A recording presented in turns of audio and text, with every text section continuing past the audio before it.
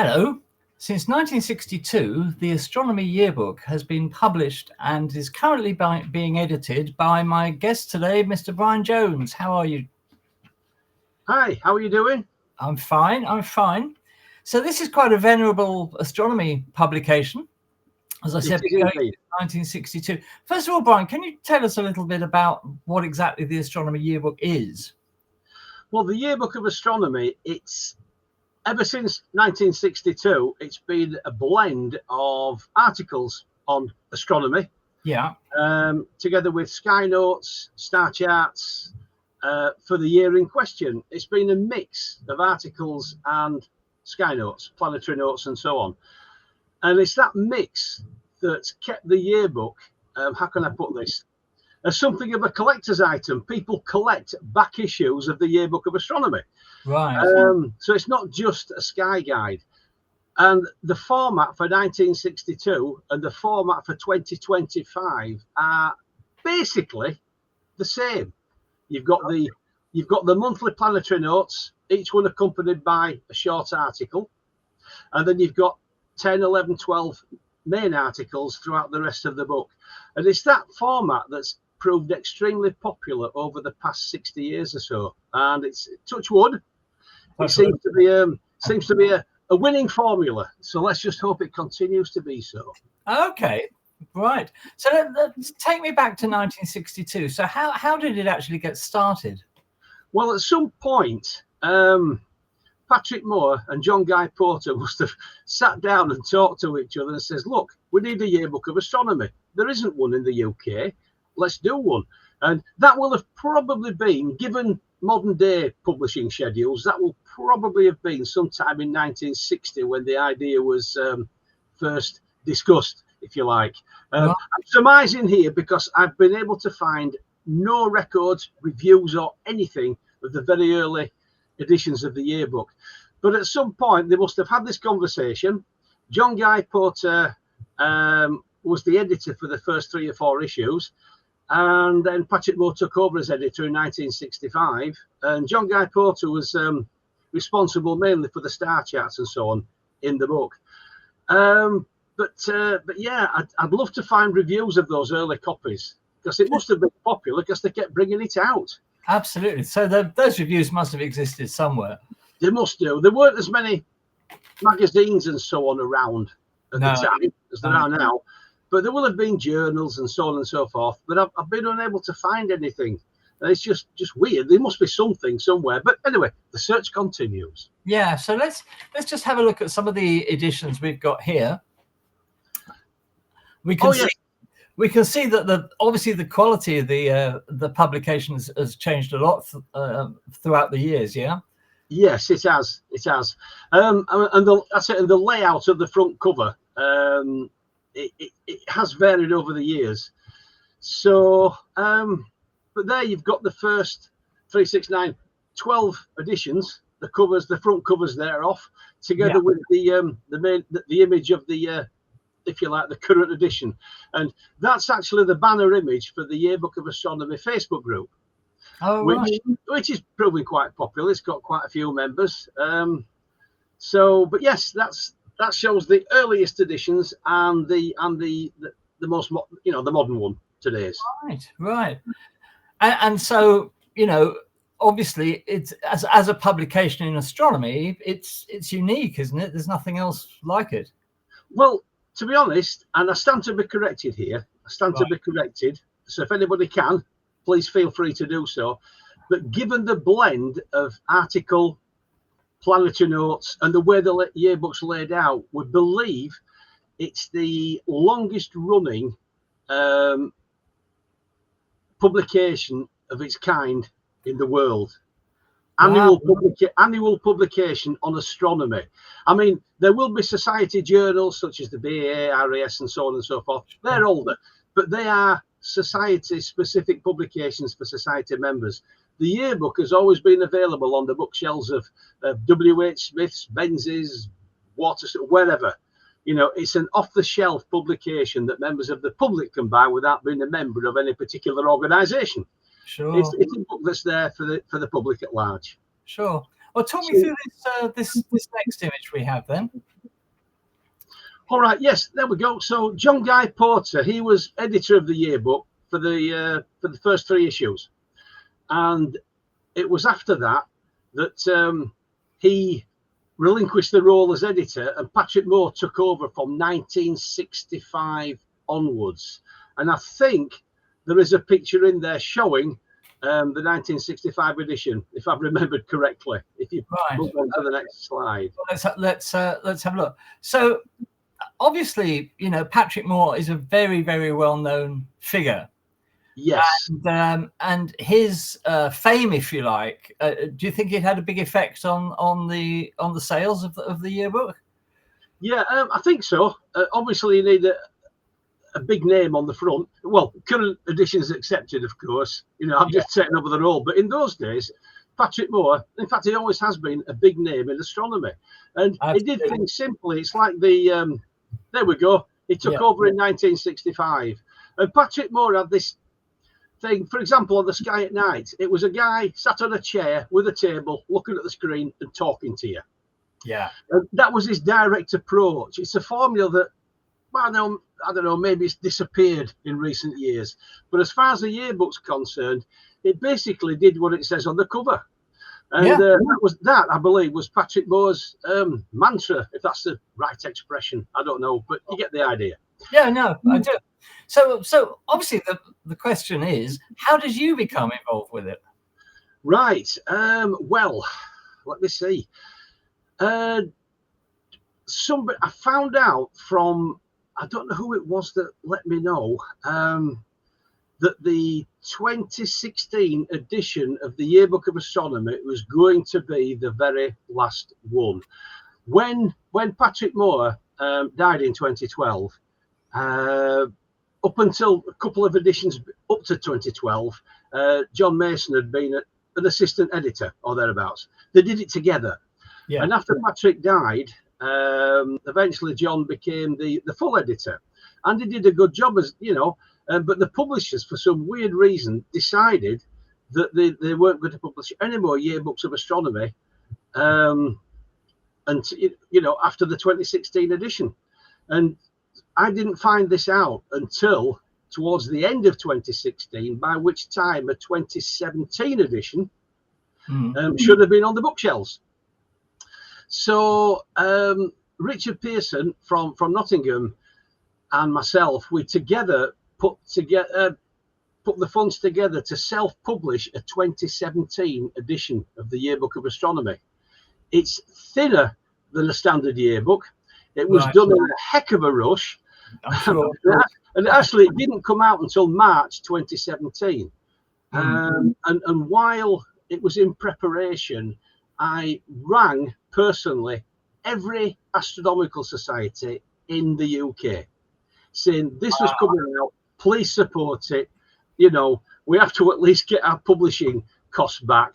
But touch wood, everything worked out okay. And 2017, even though it's been self-published, has been accepted as a yearbook of astronomy by the readers, and that's important. So it's been taken as a bona fide yearbook. I mean, let's face it, I'm one of these, I collect things. And if there's something missing from the set, I've got to fill the set, whether it's stamps, banknotes, or whatever. The yearbook would not have a missing year.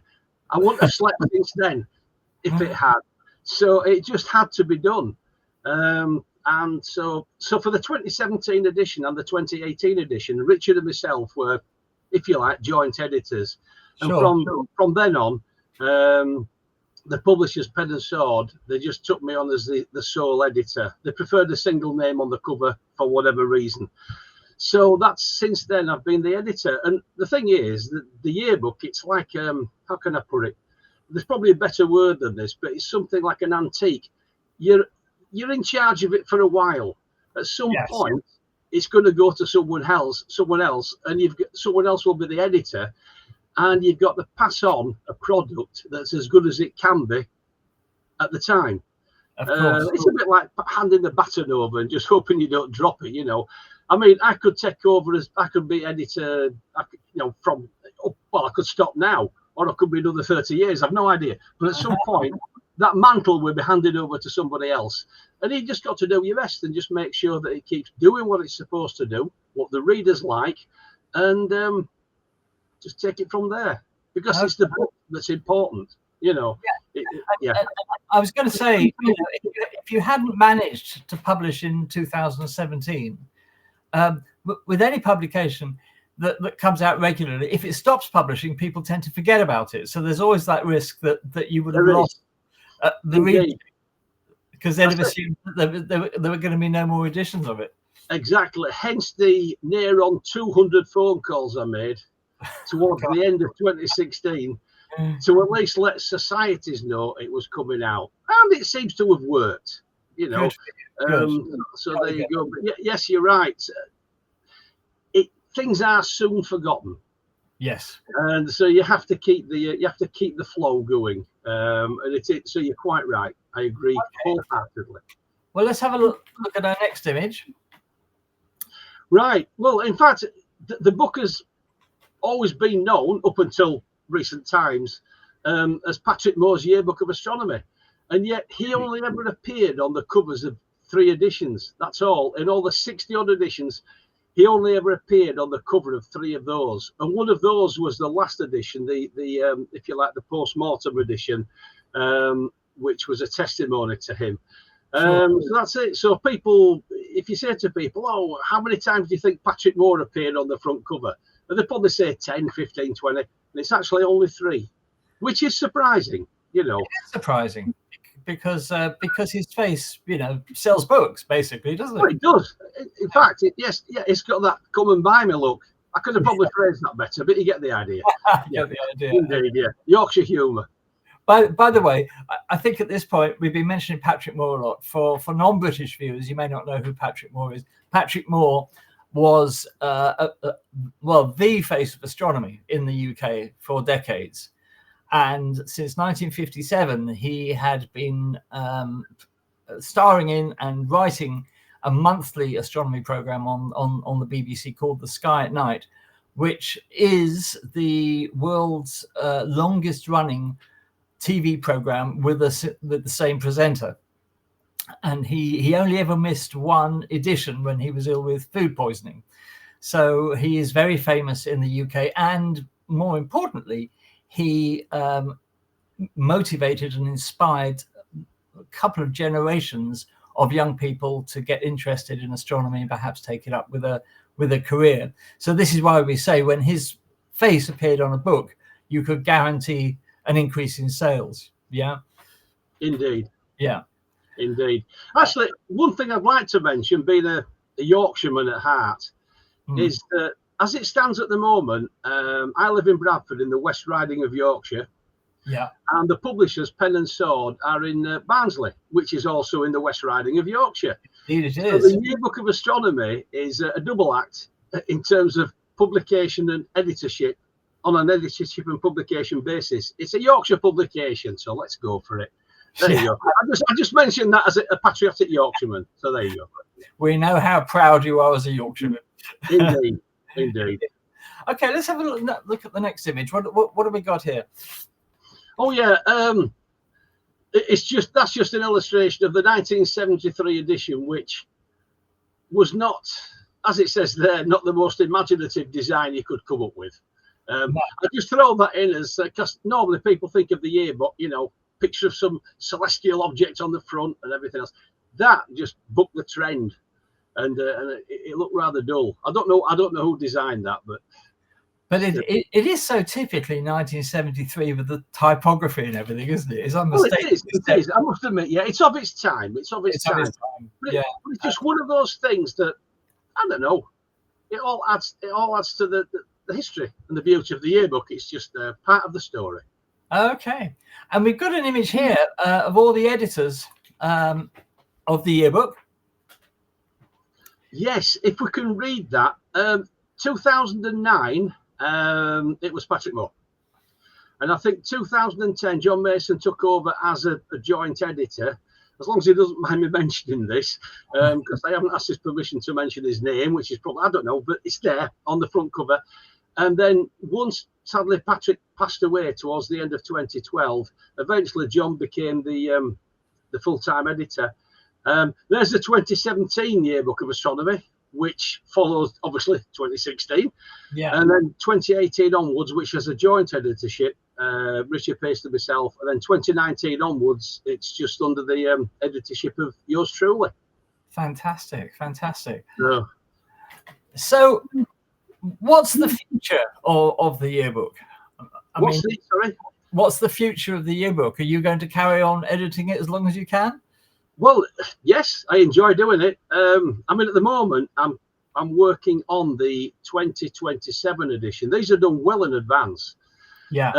It's really fortunate that there's such a team of writers, if you like, behind the yearbook and contributing towards it. Because just to explain, the yearbook itself, as editor, I write very little in it. I write the editor's foreword. And basically, that's it. I designed the layout and where the articles go, but essentially they follow a basic pattern anyway. So all I do is it's you collect together all the material, stick it in a box, and just say, look, it needs to be in that order. And we have a typesetter, Matt, he's been typesetting the yearbook for several years, and he knows the book inside out. He knows the format and everything. And when it eventually goes for typesetting, he does a really good job, and he does it quickly because he understands the product, and that's great. I mean, he's not an astronomer, but he understands the product, and to have a typesetter of that caliber on board, it's a real asset. You know, it's a real asset. But I mean, just to quote, I mean, there are many people who obviously write the articles for the yearbook. But you've got Neil Haggarth's articles, which are basically more or less on the history of astronomy. They're excellent. You've got David Harper, who does all the star charts and the planetary charts. And then you've got Lynn Stockman, who does all the monthly sky notes. And they are the backbone of the Yearbook of Astronomy. And yes, okay, I'm there on the front as editor, but that tells only a tiny fraction of the story, because it's the people who write for the Yearbook of Astronomy.